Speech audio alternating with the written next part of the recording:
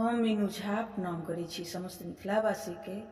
आइ हम वट सावित्री व्रतक कथा लऽ कऽ उपस्थित छी। समस्त मैथिलानी के वट सावित्री के बहुत बहुत शुभकामना, बधाई, धन्यवाद। जय मिथिला, जय मैथिली। प्राचीन काल में एक गाँव में एकटा ब्राह्मण निवास करैत छलाह। हुनक पत्नी नित दिन भानस करय काल मार पसा चूल्हानी में एकटा बिहर रहनि, ताहि में धऽ देथिन। ओहि बिहर में एकटा नाग आ नागिन निवास करैत रहथि। हुनका लोकनि के जे अंडा बच्चा होइत छल से गरम मार पड़ला सँ नष्ट भऽ जाइत छल। एक दिन ओ दुनू अपना में विचार कयलनि जे जहिना ई ब्राह्मणी हमरा लोकनि के निसंतान कऽ के राखि देने छथि, तहिना हमहूँ हिनका लोकनि के कऽ देबनि।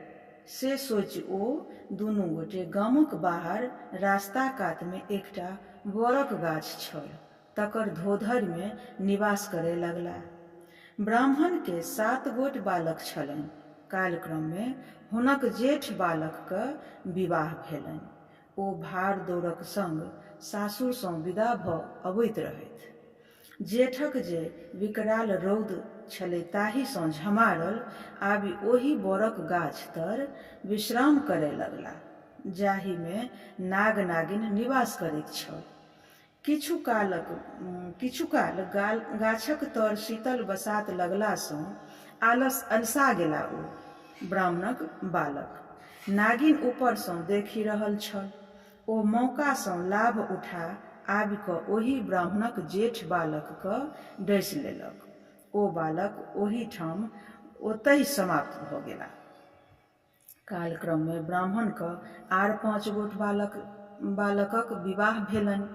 आ जहने ओ बालक सब विवाह के बाद ओहि गाछक लग पहुँचै छल तऽ नागिन आबि डसि लैत छल आ ओ सब ओहि ठाम समाप्त भऽ गेल। जाहि दिन एहि तरहे अपन 6 बालक के समाप्त होइत देखि ब्राह्मण निश्चय केलनि जे 7म के नहि विवाह करायब आ नहि एहन देखक मौका भेटत। समय अपन गति सँ आगू बढ़े गेल। ब्राह्मणक जे छोट बालक से कतहु सँ आबि रहल छलाह। ओ एक हाथ में जूता आ कान्ह पर छाता लटकौने चल अबैत छलाह। दूर सँ एकटा बड़क गाछ देखि ओहि दिस विदा भेलाह। गाछक समीप जहन पहुँचलाह तऽ एकटा छोट छीन नदी बहैत देखलखिन। नदी में प्रवेशक समय ओ हाथक जूता पैर में पहिर लेलनि आ नदी सँ पार भेला पर पुनः पैर सँ बाहर कऽ हाथ में लऽ लेलनि। जहन बड़क गाछ लग पहुँचलाह तऽ कान्ह परक जे मोड़ल छाता तकरा तानि लेलनि आ माथ पर राखि लेलनि। ई दुनू बात देखि बड़क गाछ तर जे धिया पुता सब खेलाइत छल से हँसय लागल।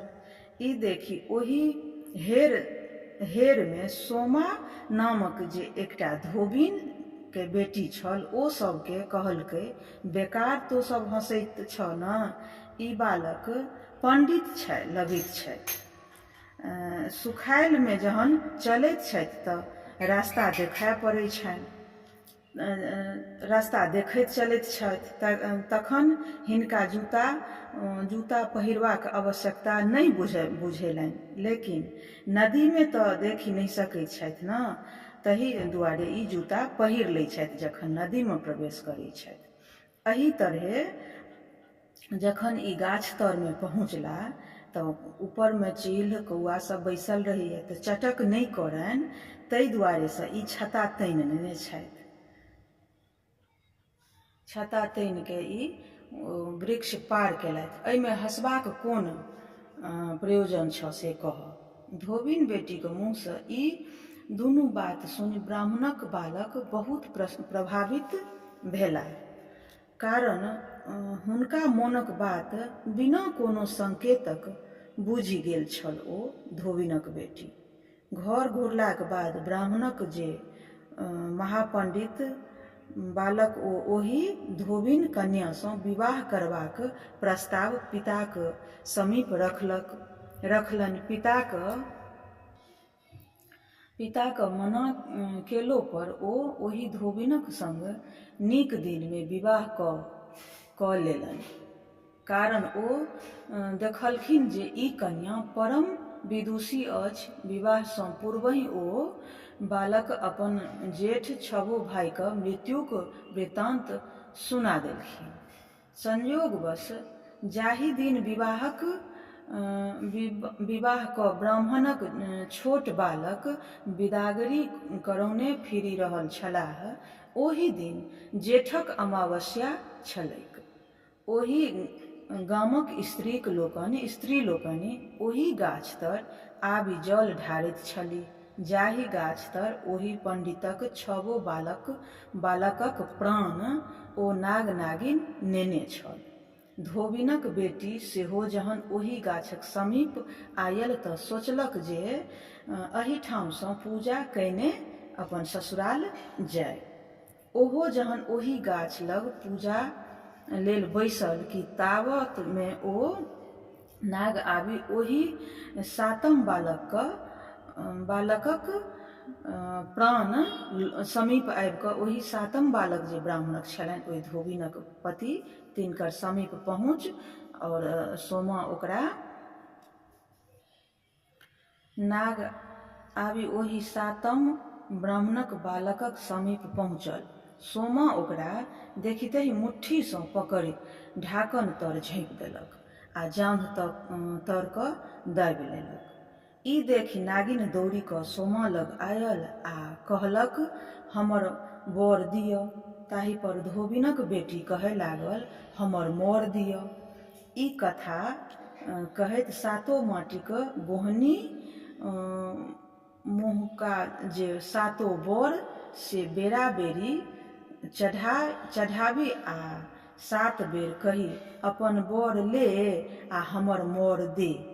बोहनी में जे बर लागल रहैए, बान्हल रहैए, जाहिमे लाबा भरल रहैए आ बर लागल रहैए, तऽ वएह फकरा में पढ़ि कऽ कहलखिन, हमर बर, अपन बर ले और हमर मोर दे। एहि क्रम में नागिन लाख प्रयास कयलक बादो जहन धोबिन बेटी नाग के नहीं छोड़लक, तहन नागिन के अपन स्वामी के रक्षार्थ हेतु ब्राह्मणक जे छबो मोर रखने छल से घुमाबय पड़लै। ब्राह्मणक छबो बालक राम राम क उठल, तहन धोबिनक कन्या नाग के जांघ तर सँ मुक्त केलक। नाग नागिन अपन स्थान पर गेलाह आ ब्राह्मणक जे छबो मृतक बालक सब दुरागमन करा घर पहुँचल। सब आनंद मग्न छल। धोबिनक बेटी अपन चतुराई सँ छबो दियादनीक सोहाग घुमौलक आ ब्राह्मणक उजड़ल घर बसौलक। ई छल वट सावित्री व्रतक कथा, ब्राह्मण ब्राह्मणीक कथा। अगिला कथा और हम लऽ कऽ उपस्थित होयब। ताबत तक लेल क्षमा चाहब। जे किछु त्रुटि भेल हुए ताहिके लेल सेहो क्षमा चाहब। धन्यवाद। जय मिथिला, जय मैथिली। पुनः एक बेर सब गोटे के सावित्री व्रतक कथा और पूजा के बहुत बहुत बधाई, शुभकामना। धन्यवाद।